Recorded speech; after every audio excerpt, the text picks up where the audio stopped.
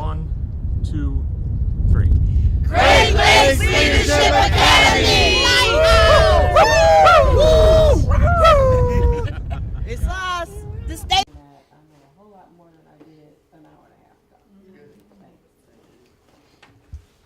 I'll echo what Renee said, but I also want to just thank you on a personal note. My husband's family has been living here for generations across the village. They fish there. And when I actually texted him earlier that we're going to be here, he said he was going to say a prayer for all of us, just so we all could, remember that there's been generations here for thousands of years that traditionally have fish, and the important part of fish among the community. So I really appreciate you talking about relationships and trust, because a lot of us are in capacities where we have to build relationships and work on trust.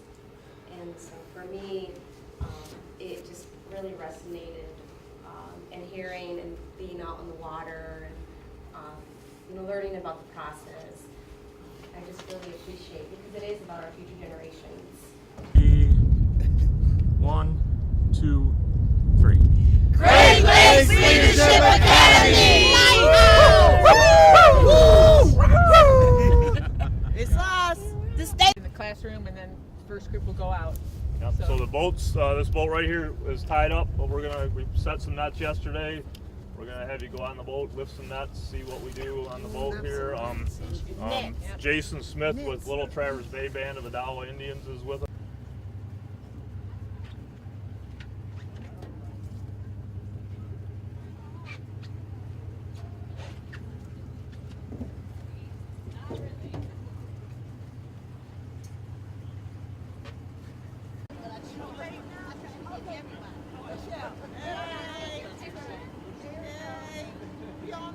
I got y'all too.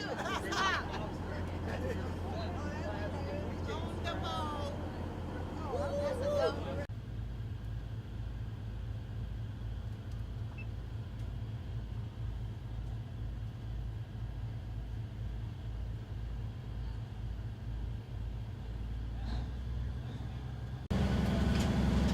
Have John get that door open.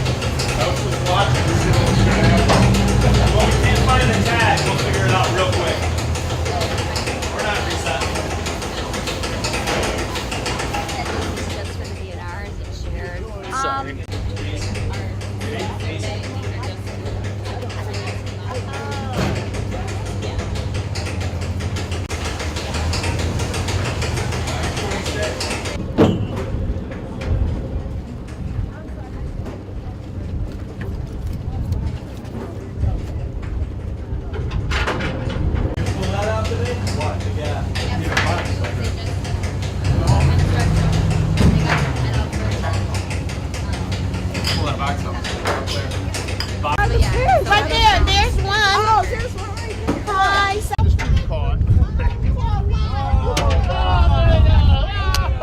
Just like fishing. Got him with the boat, just like the boat.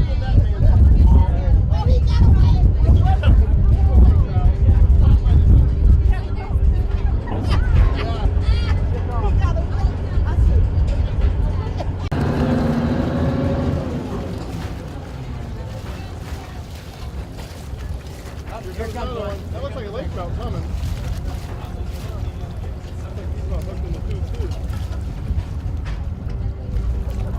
Yeah. Oh, we had the gaff ready to grab that. Sorry.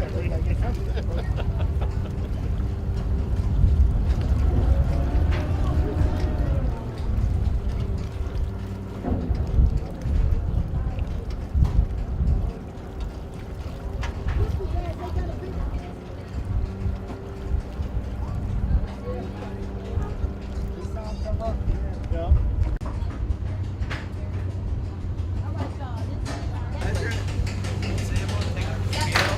Hey, I bet y'all didn't know I could do it like that, did y'all? Oh my. Oh, thank you. I'm sorry. They also have a tag, and so we keep. Are you guys gonna throw them back in? And then the fillets, and then sometimes, depending on, we get a lot of requests from EPA, USGS, DEQ, and those sorts of. Okay. Yeah, he's got these three right. Yep.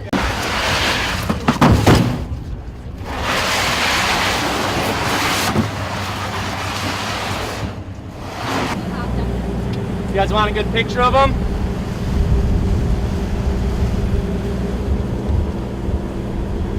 So what do you do now? So we'll take different, so you can see here he's missing a fin.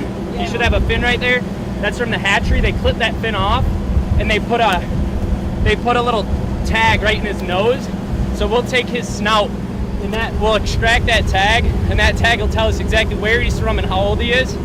And that helps us better manage the fishery, knowing how these fish are moving and how old they are. All right. Do you eventually throw them back in? These fish will fin, and it's clipped off right there. You can see it's just a little nub. That's done it into the nose when they're just a tiny little baby, and then they're stocked out into the lake. And when we catch them, we'll take their snout and we'll bring. That could be a breeder size lake trout. Like he should have had the most. we find out. You know, we've had this conversation like for the past 40 years. It has for quite a while. Yeah. I remember in grade school we were gonna change. Yeah, I thought we were there. Yeah, yeah. And they said, no. Nobody cares about the soccer. Jumping out the bed, trying to get free. So visually, does it look to be healthy or is Yeah.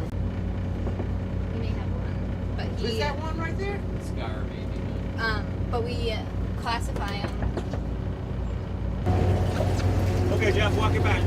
Just walk it over I would just go right over the top. Yeah, there you go. Yep. Perfect.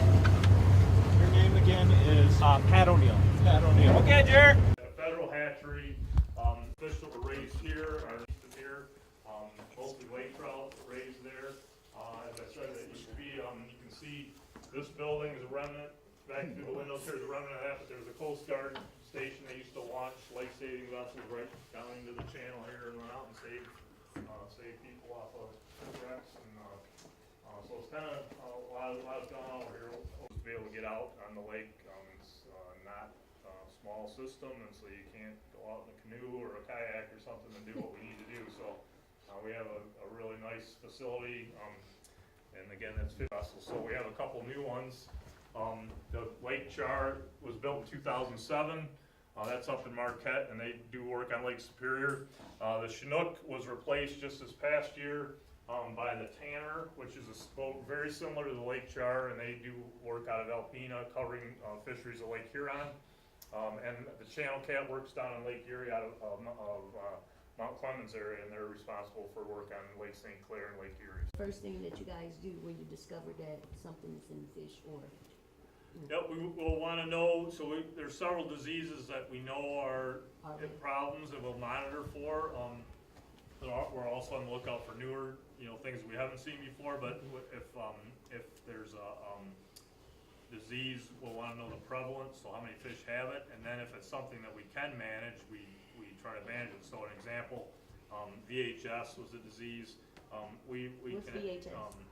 Viral hemorrhagic septicemia. It's they get sores, fish get sores and things on the side.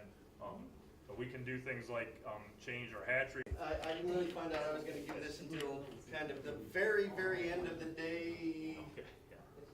Yesterday, pretty much, yeah. And so my task was to come and talk about commercial fishing on the Great Lakes, and I immediately called Dave and I said, my God, we gotta do better than that. I'm gonna give you 50 data slides here, and you all gotta go home and hate me.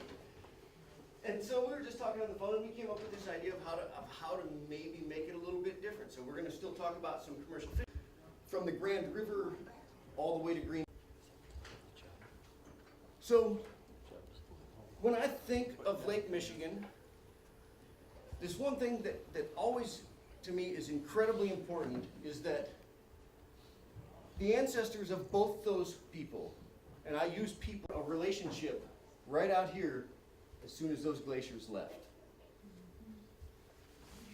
Dave's ancestors, and can you give me like whitefish? I can't.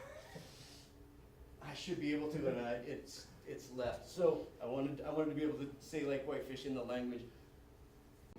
Huge boats, lots of people. These are all Cisco. This happens to be on Lake Erie. But the lake was incredibly productive, and so this really went on for years and years and years. And all of the commercial fishing was, there were no harvest limits. Anyone could come and fish. There were no season limits. Catch everything, put it all on deck, and sell it all to markets, many of them an invasive species from the Pacific. And that's my friend Howard Tanner, who I have an incredibly, he's one of my mentors. By bringing Pacific salmon to the Great Lakes, he changed the way we think about this lake probably forever. Because Howard Tanner wanted to make the most spectacular freshwater fishery on earth, the most spectacular freshwater angling co-management. How should Dave and I work together? Recently, it's been pretty good. It's been better than pretty good. It's one of the highlights of my job, is coming to the Charlevoix station. We have an amazing working relationship. I would say in years, relationship slide is we don't see any of the federal agencies. I did just ride on a Fed boat recently, and I've built a relationship with one federal researcher, but I've had a hard time getting them to come down and work. As a person who only eats fish, I have a deep appreciation for the things I've heard this morning, just understanding just all that has to be done to maintain the integrity of the systems that maintain life for the fish, and all that you have to do that, to protect their lives, against